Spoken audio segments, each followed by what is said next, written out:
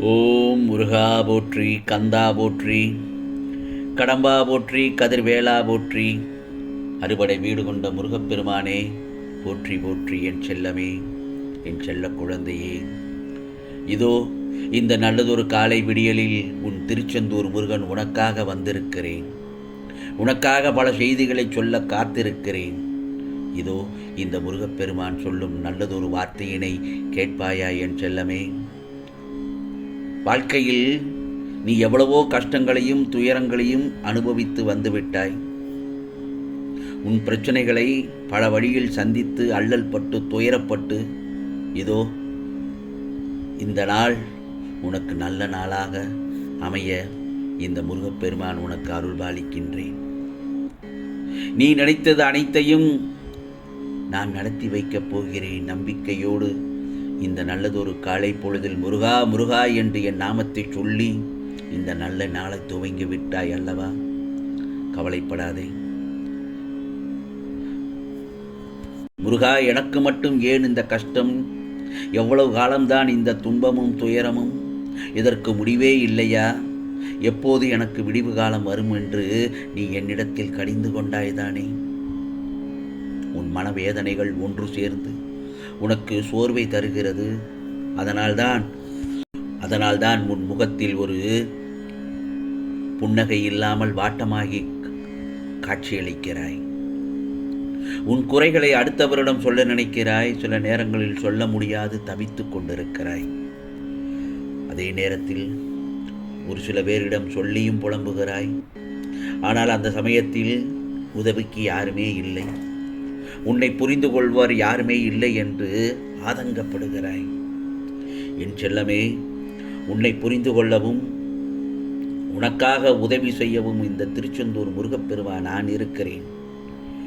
தாங்க முடியாத கஷ்டத்தை பார்த்து கொண்டு நான் பேசாமலா இருப்பேன்?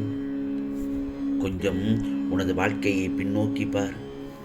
உனக்கு நீ எத்தனை தடைகளை சந்தித்திருக்கிறாய், எத்தனை சிக்கல்களில் இருந்து இதோ உன்னை புரிந்து கொள்ளவும் உனக்கு உதவி செய்யவும் இந்த முருகப்பெருமான் நான் இருக்கிறேன். தாங்க முடியாத கஷ்டத்தை பார்த்து கொண்டு நான் சும்மா இருப்பேனா என்ன? கவலைப்படாதே. உன்னை பல சிக்கல்களில் இருந்து எவ்வளவோ தடைகளிலிருந்து உன்னை காப்பாற்றி வந்திருக்கிறேன் என்பதை மறந்துவிடாதே. உன்னிடத்தில் வேறு எவரேனும் அந்த இடத்தில் இருந்தால் மனம் உடைந்து உருக்குலைந்து போயிருப்பார்கள். ஆனால் நீயோ முருகா முருகா என்று என்னையே கதி என்று சரணடைந்த உனக்கு அத்தனை பிரச்சனைகளையும் மனோதைரியத்துடனும் உனக்கு எதிர்கொள்வதற்கு நல்லதொரு தைரியத்தை உனக்கு நான் கொடுத்தேன். சில இடங்களில் புத்தி கூர்மையால் எத்தனையோ சிக்கல்களிலிருந்து நீ வெளியே வந்து விட்டாய். தடைகள் வரும்பொழுதெல்லாம் பல யுத்திகளை உபயோகித்து அதை தாண்டி வந்திருக்கிறாய். நீ என் செல்ல பிள்ளை அல்லவா? புத்திசாலியான பிள்ளை என நினைத்து பலமுறை நான் கர்வப்பட்டிருக்கிறேன். உனக்கு வந்த சிக்கல்களால் தான் உன் பலத்தை நீ அறிந்தாய். புரிகிறதா? உன்னால் பலருக்கு பாடமும் புகட்டி இருக்கிறாய். எத்தனை துன்பங்கள் வந்தாலும் நீ நேர்மையுடனும் பொறுமையுடனும் செயல்பட்டாய். இப்போது கூட என் முருகப்பெருமான் எனக்கு நல்லதை செய்வார் என்ற நம்பிக்கையில் முருகா முருகா என்று என் முகத்தை பார்த்து கொண்டிருக்கிறாய். அதனால்தான் என் செல்லமே, உனக்கு நான் ஒன்று சொல்கிறேன். இனி என் செல்ல பிள்ளை பட்ட துன்பங்கள் துயரங்கள் சிக்கல்கள் எல்லாம் போதும். கஷ்டப்பட்டது எல்லாம் போதும். உன் வாழ்க்கையில் இனி ஒவ்வொரு நொடியும் பிரகாசமாக வைக்கப் போகிறேன். இந்த நல்லதொரு காலை பொழுதில் உனக்கு இந்த முருகப்பெருமான் சத்திய வாக்காக சொல்கிறேன். உனக்கு நிச்சயமாக வரப்போகும் இனிப்பான செய்தியை கேட்கிறாயா? உன் கரங்கள் சேர வேண்டிய இடத்தில் கூடிய விரைவில் சேரும். நீ வளர வேண்டும் என்று ஏங்கி தவித்தது இனி ஆனந்தமாக வளர ஆரம்பிக்கும். உனக்கு சொத்து சுகங்கள் மிக வேகமாக வளரும். நல்லதொரு மக்களும் நல்லதொரு உறவுகளும் உன்னை சுற்றி அதிகமாக வருவார்கள். நீ உதவி வேண்டி நின்ற காலங்கள் போய் உன்னை நம்பி உன் உதவிக்காக காத்திருப்பவர்களின் எண்ணிக்கை அதிகமாகும். சந்தோஷம்தானே என் செல்லமே? ஏதோ பிறை நிலவாக இருந்த உன் வாழ்க்கை இனி பௌர்ணமியாக மாறும். நீ வாழ்வில் ஜொலிக்கப் போகிறாய். அர்த்தமில்லாத வாழ்க்கை என்று வருத்தப்பட்டு கொண்டிருந்தாய் அல்லவா?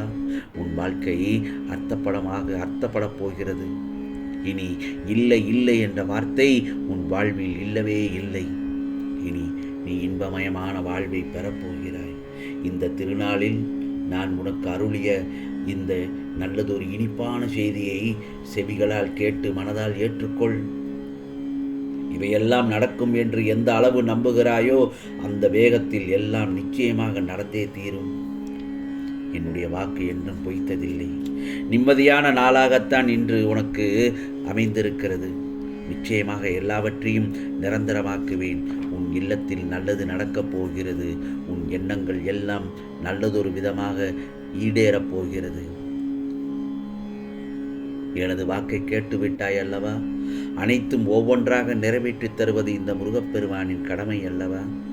அது எல்லாவற்றையும் சந்தோஷமாக அனுபவிக்க தயாராக இரு. மகிழ்ச்சியோடு இரு, சந்தோஷமாக இரு. மற்றவற்றை நான் பார்த்துக் கொள்கிறேன். உனக்கு இந்த முருகனின், திருச்செந்தூர் முருகனின் அருளும் ஆசீர்வாதமும் என்றும் உண்டு. இந்த விடியல் உனக்கு அற்புதமான விடியலாகத்தான் விடிந்திருக்கிறது. ஆம் செல்லமே, உனக்குள் இந்த முருகப்பெருமான் நான் இருக்கும்போது ஏன் யாரும் இல்லை என்று புலம்பிக் கொண்டிருக்கிறாய்? அந்த எண்ணம் முற்றிலும் தவறானது. எல்லா சுமைகளையும் என்னிடத்தில் கொட்டிவிட்டாய் அல்லவா? பிறகு ஏன் வருத்தப்படுகிறாய்? உன்னை இக்கட்டான சூழ்நிலையிலிருந்து மீட்டு கொண்டு வந்து விட்டேன். கவலைப்படாதே. இன்று நீ நிம்மதியாக இரு. ஆம் செல்லமே, தைரியமாக இரு.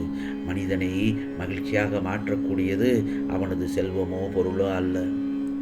போதும் என்ற எண்ணமும் எது வந்தாலும் ஏற்றுக்கொள்ளும் பக்குவமும் தான் ஒரு மனிதனை நல்லதொரு மனிதனாக மாற்றுகிறது.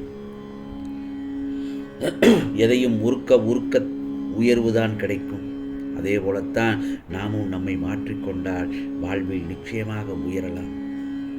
நீ எப்போதும் நீயாகவே இரு. உனக்கான தனித்துவம் மட்டும்தான் உனது அடையாளம். மனநிலைக்கு தகுந்த மாதிரி யாரையும் பேசிவிடாதே. ஏனென்றால் மனநிலை மாறலாம், பேசிய வார்த்தையோ ஒருபோதும் மாறாது.